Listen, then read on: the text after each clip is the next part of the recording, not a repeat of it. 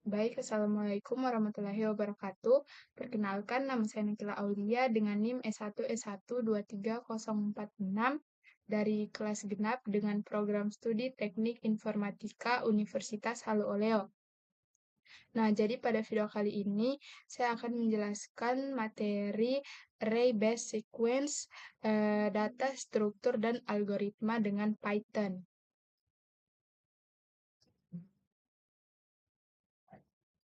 Nah, jadi bisa dilihat yang akan kita bahas itu di sini kita akan bahas terkait dengan menggunakan urutan berbasis array, yaitu yang pertama menyimpan skor tertinggi untuk permainan, kemudian mengurutkan urutan dan juga kriptografi sederhana.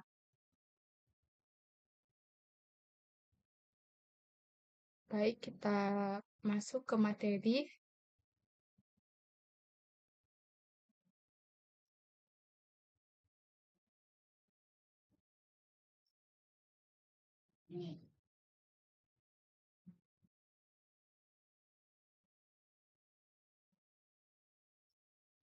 Nah, jadi ini dia pembahasan kita. Jadi kita akan mempelajari terkait dengan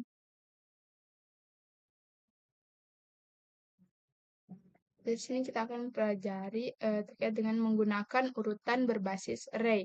Nah, kita akan belajar 3 contoh ini. Yang pertama yaitu menyimpan skor tertinggi untuk suatu permainan, kemudian mengurutkan urutan, lalu kriptografi sederhana. Nah, pembahasan pertama yaitu menyimpan skor tertinggi untuk sebuah permainan. Jadi tujuannya adalah untuk menyimpan entry skor tertinggi untuk video permainan. Kemudian setiap entry permainan memiliki nama dan skor. Kelas yang sesuai adalah game entry. Kemudian untuk mempertahankan urutan skor tinggi, kami membuat kelas lain yang disebut dengan papan skor. Lalu, papan skor dapat memiliki jumlah entry yang terbatas. Skor hanya memenuhi syarat untuk papan skor jika itu benar-benar lebih tinggi daripada skor terendah di papan. Kemudian, ketika entry baru dibuat di papan skor, elemen digeser ke kanan untuk membuat ruang yang sesuai untuk skor baru. Baik, bisa dilihat pada gambar berikut. Jadi gambar ini menjelaskan bagaimana cara menyimpan skor tertinggi atau high score untuk sebuah permainan video menggunakan struktur data array dinamis. Nah, tujuan utamanya itu untuk menyimpan entry skor tertinggi, di mana setiap entry terdiri dari nama pemain dan juga nilai skornya. Kelas yang mewakili setiap entry ini dinamakan dengan game entry dan untuk menyimpan sekumpulan entry ini digunakan scoreboard. Nah, scoreboard ini memiliki jumlah maksimum entry yang bisa disimpan di sebuah skor baru. Sebuah skor baru hanya akan dimasukkan ke dalam scoreboard jika nilainya lebih tinggi dari skor terendah yang sudah ada di daftar tersebut. Saat skor baru dimasukkan, maka elemen-elemen dalam array akan digeser ke kanan untuk memberikan tempat bagi skor baru tersebut. Nah, bisa dilihat pada ilustrasi bagian atas ini menunjukkan dengan beberapa entry score seperti Mike 1105, kemudian Rob 750, lalu Paul 720, Anna 660, dan juga Ross 590, serta Jack 510. Nah, gambar di bawah ini memperlihatkan proses ketika entry baru bernama Jill dengan skor tambahan 702 skor tambahan 740 ditambahkan. Nah, karena skor Jill lebih tinggi dari beberapa skor lain, maka skor yang lebih rendah mulai dari Paul ke kanan digeser ke satu posisi kanan dan Jill ditempatkan di posisi yang sesuai berdasarkan urutan skor yang menurun. Nah, proses ini menunjukkan bahwa scoreboard diimplementasikan sebagai array dinamis yang mendukung penambahan skor baru dengan mempertahankan urutan dari skor tertinggi ke skor terendah, serta menggeser data untuk menyisipkan skor baru di posisi yang lebih benar. Nah, baik, kita melangkah ke slide selanjutnya. Nah, ini merupakan contoh codingan dari scoreboard tersebut, proses tersebut. Kita coba coding.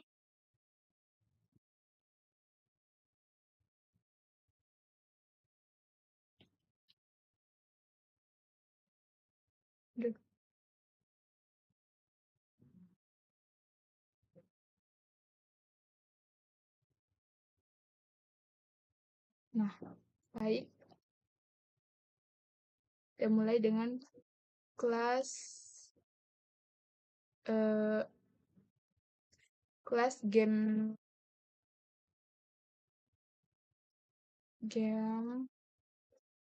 entry.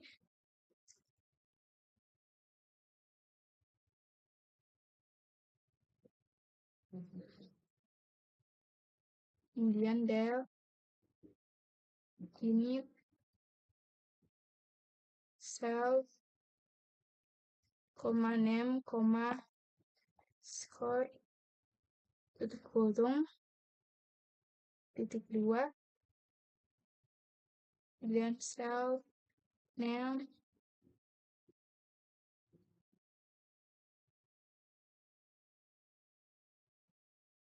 sama dengan name, kemudian self titik score sama dengan score, def get name self titik 2 return self name. Bisa dilihat pada codingan ini, jadi kelas game entry mewakili satu entry score dengan atribut nama dan juga score. Kemudian metode get name dan get score digunakan untuk mengambil nilai, lalu metode str untuk mengembalikan representasi string dari entry, misalkan contoh Mike. Kemudian ada kelas scoreboard. Nah, ini menyimpan daftar entry skor tertinggi untuk kapasitas maksimum, yaitu default 10. Kemudian ada metode add, menambahkan entry baru jika skornya layak lebih besar dari skor terendah yang ada atau jika masih ada ruang kosong. Kemudian jika entry baru masuk, maka entry-entry lainnya digeser untuk menjaga urutan menurun berdasarkan faktor. Nah, proses penambahan entry yaitu 6 entry pertama ditambahkan Rob Mike 1105, kemudian Rob 750, Paul 720, Anna 660, Rose 590, dan Jack 510. Nah, setelah itu entry Jill ditambahkan.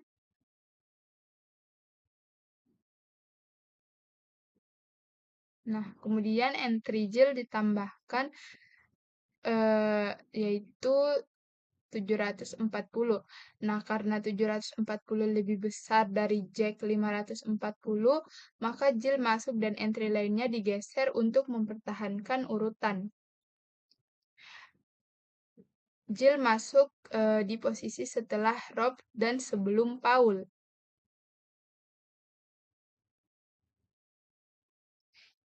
Kemudian program ini merupakan sekumpulan entry skor permainan di mana setiap entry terdiri dari nama pemain dan nilai skornya, yaitu entry-entry yang dimasukkan ke dalam objek scoreboard. Kemudian entry baru yaitu Jill dengan skor 70 ditambahkan karena skornya lebih tinggi dari skor terendah yang ada saat itu, yaitu milik Jack, maka Jill memenuhi syarat untuk dimasukkan ke dalam papan skor. Lalu untuk menjaga urutan, elemen-elemen yang memiliki skor lebih rendah dari Jill digeser ke kanan dan Jill dimasukkan pada posisi yang sesuai, yaitu antara Rob dan juga Paul.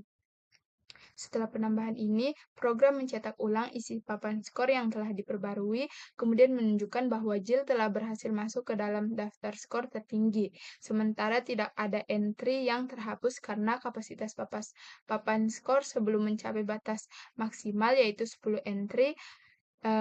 Jadi outputnya mencerminkan proses penyisipan yang mempertahankan urutan dan hanya menambahkan entry yang relevan. Baik, selanjutnya kita masuk ke slide berikutnya.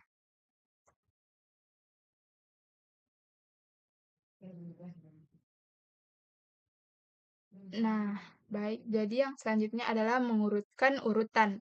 Tujuannya adalah untuk mengurutkan rangkaian elemen yang tidak berurutan ke dalam urutan nilai yang tidak menurun. Kemudian algoritma penyisipan urutan yang pertama mulai dengan elemen pertama dalam array, yaitu satu elemen diurutkan sendiri. Kemudian perhatikan elemen kedua, jika lebih kecil dari elemen pertama, maka kita tukarkan. Selanjutnya perhatikan elemen ketiga. Kita tukar ke kiri hingga berada di dalam urutan yang tepat dengan dua elemen pertama, dan seterusnya. Nah, ini merupakan contoh dari algoritma insertion sort-nya. Jadi, input sebuah array yang merupakan sebuah comparable elements. Kemudian outputnya itu array dengan elemen yang non-decreasing order.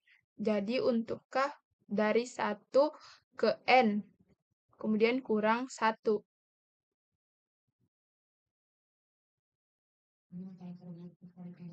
Baik, kita melangkah ke slide selanjutnya.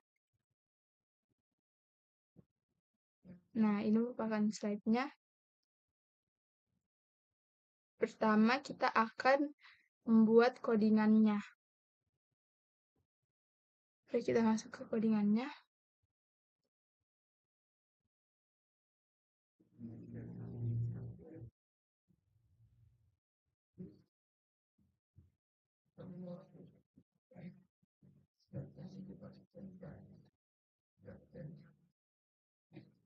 Jadi dia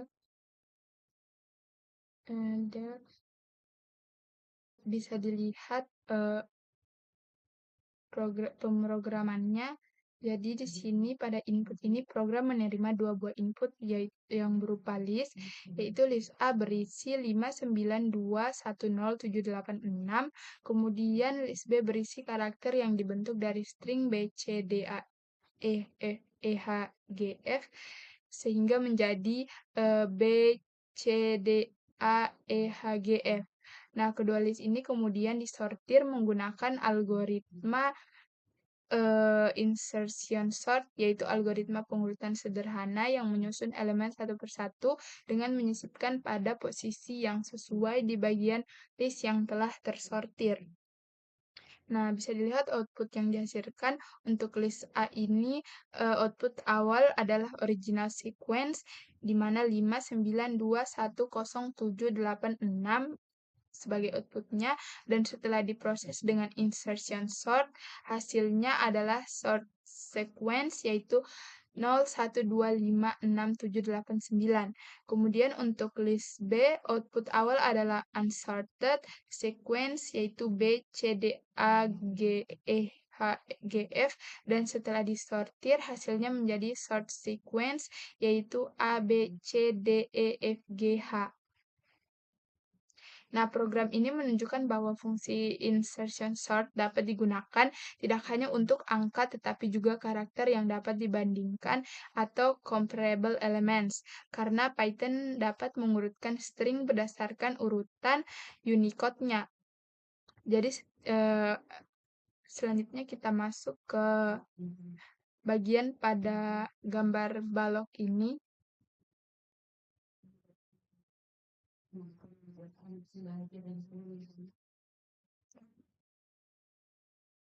Nah, baik.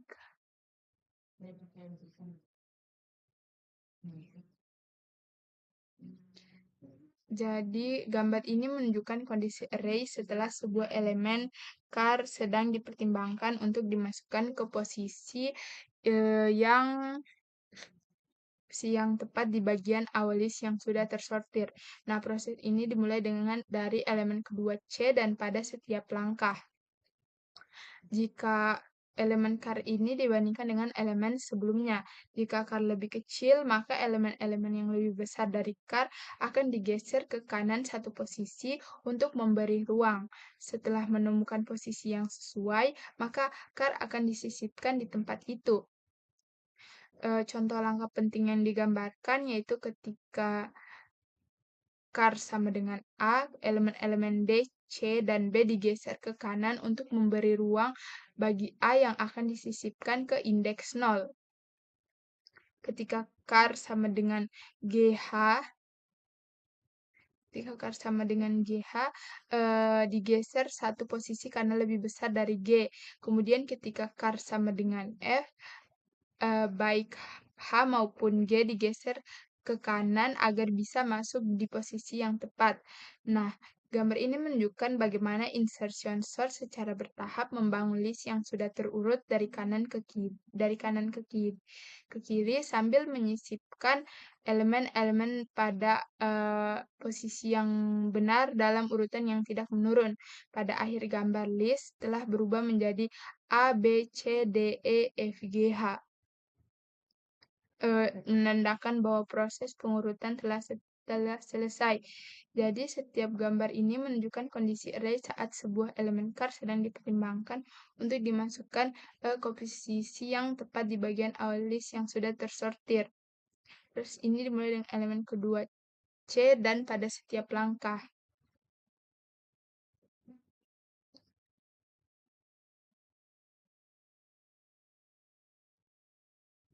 Baik, selanjutnya kita ke slide berikutnya, yaitu simple cryptography atau kriptografi sederhana. Nah, jadi yang pertama ada sandi Caesar, sandi Cipher, sandi Caesar melibatkan penggantian setiap huruf dalam pesan dengan huruf yang merupakan sejumlah huruf setelahnya di alfabet. Kemudian aturan penggantian dapat dipresentasikan menggunakan string yang lain. Nah, jadi bisa dilihat pada contoh prosesnya. Jadi di sini yang pertama ada teks biasa, kemudian teks biasa ini dienkripsi ke teks sandi, lalu teks sandi ini deskripsi ke teks biasa. Kemudian bisa dilihat pada encoder array-nya. Nah, ini merupakan cara kerja dari simple cryptography, di mana ini merupakan replacement untuk nilai T, kemudian T ini sebagai sebuah indeks, dan di dalam Unicode-nya terdapat nilai 84. Baik, kita mangkak ke slide selanjutnya. Selanjutnya, untuk menemukan pengganti karakter dalam sandi Caesar, kita perlu meratakan karakter A hingga Z ke angka masing-masing 0 hingga 25. Kemudian rumus untuk melakukan konversi tersebut adalah J sama dengan ORD dalam kurung C dikurang ORD dalam kurung A. Lalu enkripsi, ganti setiap huruf I dengan huruf I ditambah R modulus 26. Kemudian deskripsi yaitu ganti setiap huruf I dengan huruf IR modulus 26. Nah, ini merupakan contoh dari pemrogramannya. Nah, jadi kode ini adalah implementasi algoritma sandi Caesar, yaitu metode kriptografi klasik yang melakukan enkripsi dan deskripsi teks dengan cara menggeser setiap huruf sebanyak n posisi dalam alfabet. Pada program ini, pergeseran yang digunakan adalah huruf ketiga ke kanan. Nah, input dari program ini adalah string pesan dalam variabel message, yaitu the eagle is in play, made adjust. Kemudian objek shipper dibuat dari kelas caser shipper dengan pergeseran sebesar 3. Proses enkripsi dilakukan dengan memanggil shipper encrypt atau message, menghasilkan string transkripsi. Nah, output sementara yaitu KWH, HDJ, OH, LV, LQ, SODB. Kemudian PHHW dan nah, proses ini menggeser setiap huruf kapital ke kanan sebanyak 3 huruf dalam alfabet, sementara karakter non-huruf seperti spasi, tanda baca, dan lain-lain tetap dipertahankan. Kemudian setelah itu, string terenkripsi dideskripsi kembali menggunakan shipper deskripsi kode yang menghasilkan the eagle is in play made adjust. Ini merupakan output akhir yang membuktikan bahwa pesan asli berhasil dikembalikan setelah dienkripsi dan didekripsi. Dengan kata lain, program ini menunjukkan proses lengkap caser shipper mulai dari penyandian hingga pembukaan sandi kembali menggunakan pergeseran alfabet sederhana. Baik, kita masuk ke codingan selanjutnya, ke materi selanjutnya. Nah, jadi materi selanjutnya yaitu set data multidimensi. Nah, set data multidimensi ini memiliki lebih dari satu dimensi. Daftar 2 dimensi dapat disebut matriks. Contohnya yaitu informasi geografis dapat direpresentasikan secara alami dan 2 dimensi. Kemudian data jangkauan yang diperoleh dari leader adalah data 3 dimensi. Ini contoh dari gambar monokrom yang merupakan 2 dimensi. Nah, bisa dilihat ini merupakan dataset integer 2 dimensi, yaitu jumlah toko di berbagai daerah di kabupaten, di masing-masing distrik. Ini merupakan contoh datanya. Jadi setiap elemen dapat diakses dengan menggunakan sintaks data 1-3. Baik, kita next. Nah, selanjutnya adalah membangun daftar multidimensi. Yang pertama, cepat menginisialisasi daftar 1 dimensi, data sama dengan 0 dikali N. Kemudian inisialisasi daftar multidimensi, data sama dengan 0 dikali C, kemudian dikali R. Nah, bisa dilihat ini merupakan contoh sebuah kesalahan.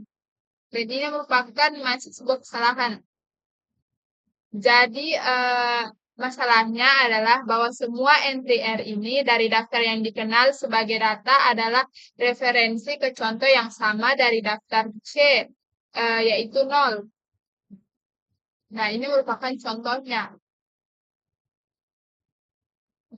Ini merupakan contoh codingannya. Jadi, outputnya adalah 0, 0, 0, 0, seperti ini.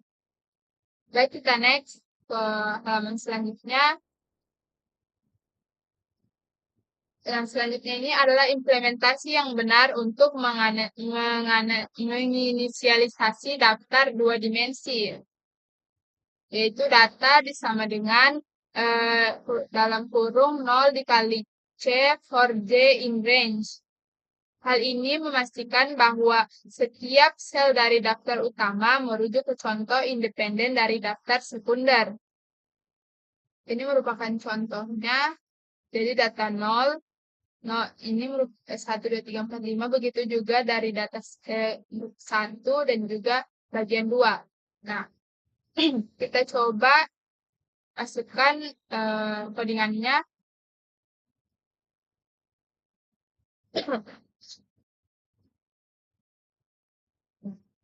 Baik. Kita hapus saja.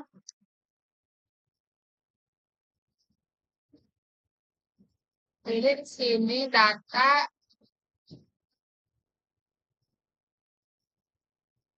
data 2 sama dengan 0, kemudian dikali 4 kali 4 per J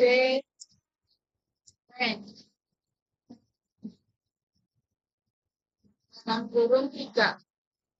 Nah, kemudian masukkan perintah print data 2. Lalu sini data 2, lalu kemudian split 0 sama dengan 5. Kemudian data 2 data 0 kemudian 1 sama dengan 2. Nah, lalu masukkan perintah print data 2. Nah, baik, kita coba run. Nah, jadi output yang dihasilkan adalah seperti ini.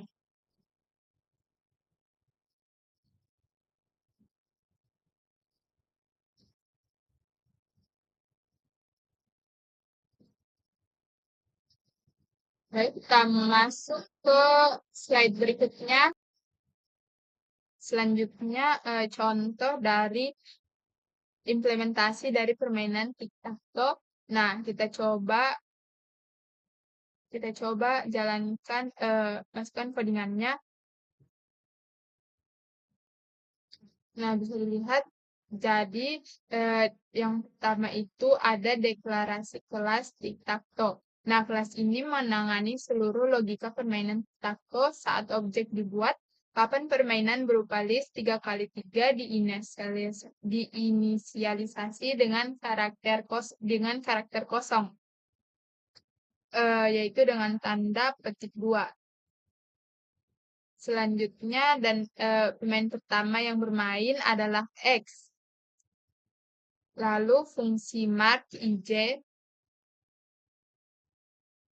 Nah, bisa dilihat fungsi ini menerima input koordinat baris 1 dan baris I dan kolom J, kemudian mendapatkan tanda permainan saat X atau O di posisi tersebut. Fungsi ini juga memeriksa apakah posisi berada di dalam batas papan, posisi belum terisi, atau permainan belum selesai. Jika valid, tanda pemain akan ditempatkan dan giliran pemain berganti ke 0 jika sebelumnya X dan sebaliknya. Kemudian maksudnya ke O. Kemudian fungsi isWin mark. Nah, fungsi ini mengecek apakah pemain dengan simbol mark menang. Nah, kondisi menang adalah jika ada 3 simbol yang sama dalam satu baris, kolom, atau diagonal. Kemudian fungsi winner, fungsi ini mengecek apakah X atau O sudah menang dengan memanggil fungsi isWin. Jika tidak ada pemenang, maka fungsi mengembalikan non. Kemudian fungsi STR, fungsi ini memberikan representasi string dari papan pemain agar bisa ditampilkan format yang mudah dibaca. Lalu bagian eksekusi, nah pada bagian bawah dibuat instance permainan baru, lalu dilakukan beberapa langkah mark dari permainan X dan juga O. Setelah semua langkah dilakukan, papan ditampilkan dan program tidak memeriksa siapa pemenangnya. Jika tidak ada, maka dan program akan memeriksa siapa pemenangnya. Jadi jika tidak ada pemenang, maka akan mencetak tie. Seperti ini. Kemudian output dari kode, nah outputnya ini berupa tampilan papan permainan setelah semua langkah dilakukan. Setiap pemain telah melakukan langkah secara bergantian, kemudian tidak ada 3 simbol yang berjajar dalam satu baris, kolom, atau diagonal. Nah, karena papan penuh dan tidak ada pemenang, maka hasil akhir adalah tie atau seri. Jadi kode ini merupakan simulasi permainan tic-tac-toe antara, 2 pemain atau bergiliran. Program ini telah menangani validasi input, pergantian giliran, kemudian juga pengecekan kondisi menang dan deteksi permainan seri. Output menunjukkan bahwa permainan berakhir imbang setelah semua kotak terisi tanpa adanya pemenang. Baik, kita masuk ke, slide terakhir. Jadi, ringkasan dari pembahasan kita, kita telah mempelajari, yaitu beberapa aplikasi sequence berbasis array, kemudian membuat array multidimensi. Nah, sekian yang dapat saya jelaskan. Lebih dan kurangnya mohon dimaafkan. Wabillahi taufiq wal hidayah. Wassalamualaikum warahmatullahi wabarakatuh.